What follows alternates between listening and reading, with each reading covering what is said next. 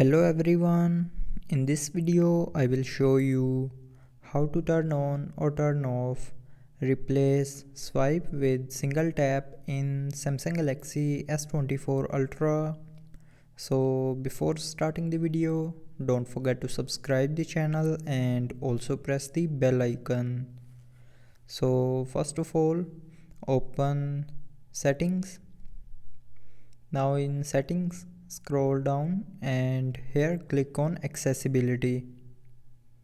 Now in accessibility, click on interaction and dexterity, and here in interaction and dexterity click on assistant menu. Now here you will see a replace swipe with single tap button.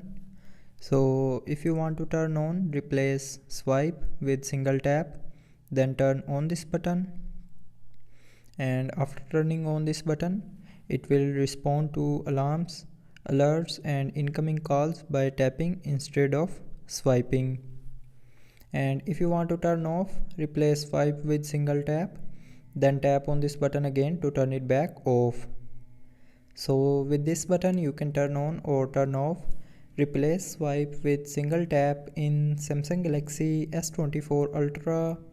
So I hope you liked the video. Thanks for watching.